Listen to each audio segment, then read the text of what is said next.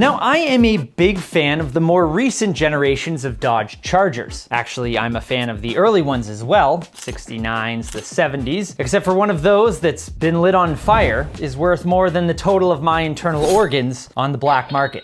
And quite a bit more than what I purchased this 2014 for. If you've been a subscriber for a little while, you'll remember a few years back during the popping of my state auction cherry.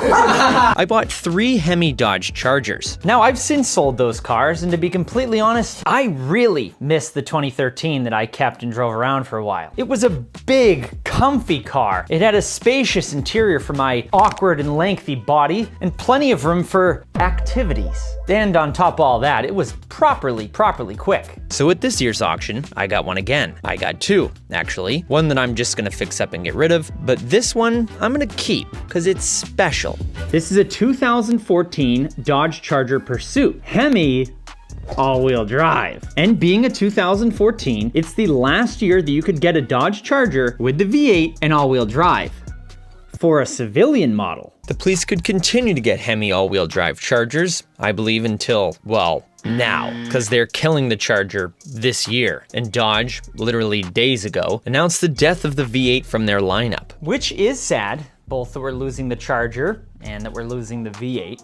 But let us look back and enjoy what I believe is one of the best things to come from Dodge.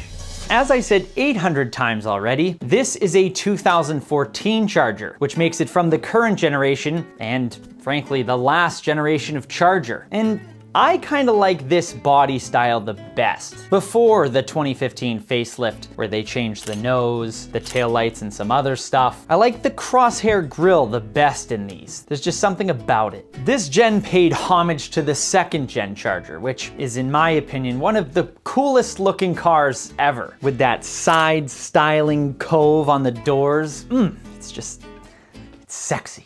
Now, this was a car that was owned and used by a town police department here in New Hampshire. It wasn't a state police car, and that's based on the condition that it's in and the fact that there's not a bunch of antenna holes or fecal stains on the rear seat, and there's no steel divider. It's also got half the miles compared to the other Charger that I bought. And I paid $7,500 of my hard-earned doll hairs for this thing, which was at the tippy top of my budget. But when you consider, well, right now you can't even get a Hemi all-wheel drive Charger, unless of course you're a cop, and impersonating one of those is very expensive. So $7,500 doesn't seem horrible for a V8 all-wheel drive muscle car. Now, the car overall is actually in really good shape. I know a lot of people with these police cars, they get a stigma around them that they're all beat up and they're all dented and they hit everything but the lottery with them. But this one, and a lot of the ones I've got, that is not the case. Sure, it's got a little few dings and dents here and there. I actually think this one only has this one, and there's one other one, might have been on the hood. But of course, the paint isn't in the best shape. It definitely needs a buff. The wheels aren't all scuffed up. The side skirts aren't all scratched, and this one's not in bad shape at all. This is one thing, I think they did have one antenna or something on the back of this car. I don't know if they put a body plug or something in here when this went to auction, and they thought it was a good idea to hot glue it in. That's kind of what it looks like, but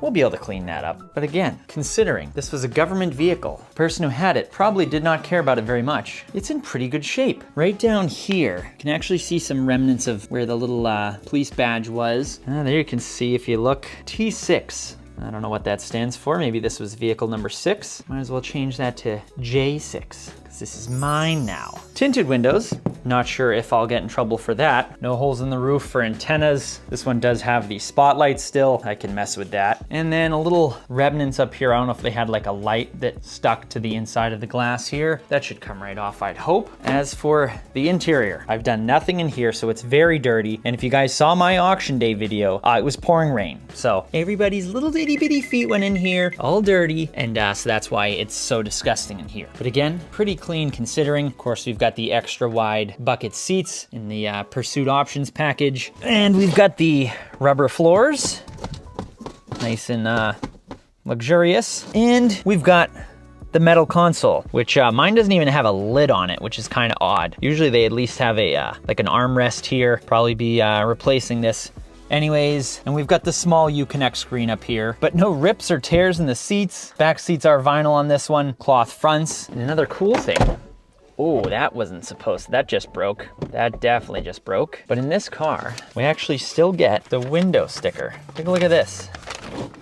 $37,000 for a police charger in 2014. Of course, we've got the standard equipment up there. And then I don't know where the actual police stuff comes in. Oh, some of it's over here, like the heavy duty disc brakes, heavy duty suspension, performance steering, severe duty engine cooling, all stuff like that. What's funny is when I was playing with the key fob the other day, I actually found out it has remote start. I think I just pressed the lock button like 3 times and the thing fired up, which is a little odd because I don't see that anywhere on here. I'll take it. But anyways, there's one main feature as to why I bought this.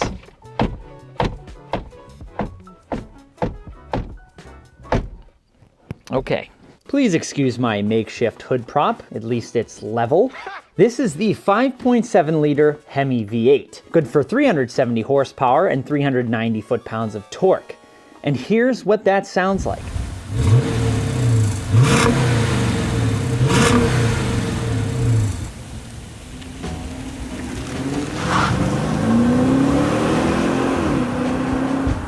Now it sends that power to another police pursuit specific trait, which is the 5-speed automatic transmission. But the pursuit models, of course, you get the column shifter up here. Some people like it, some think that's cool. Others, for some reason, think it's the second coming of the devil. I don't really see what all the hate is. It's not bad. It's just like a pickup truck. They're properly fast. This one, especially all-wheel drive. The rear-wheel drive ones, they get a little twitchy, they spin. This thing, it just friggin' locks up and goes. But it's great, it starts right up, no warning lights. I haven't driven this one a ton. I only drove it about 35 minutes back from the auction. It definitely does need a little bit of work. I think brakes, I think some steering components as well, but we'll get to all that. These ones definitely ride a little bit harsher than a standard, you know, what is it, SXT model or even an RT. A little harsher, a little more ragged, that's all. But I still think they're plenty comfortable, especially in these big wide seats. See, I don't know if you can hear that. It does make some noise. I don't know what it is. I don't even know what. I have no idea what it is. So I'm a little conflicted on what to do with this thing. But step one will be to get it up in the air, get it sorted, see what it needs, give it a thorough once over and figure out how much in repairs it's gonna need before figuring out how much I'm gonna spend on it in mods. But one thing's for sure, this is a perfect winter beater that showed up just in time before winter. It actually snowed here for the first time this morning. Thank you guys very much for watching. Stay tuned to see what we do with this thing, to see what's wrong with it, and then, you know, what the verdict, if it gets on the, but we'll see in the next one. Happy motoring. Oh, I love that sound. I love the way this thing feels. Oh, great car.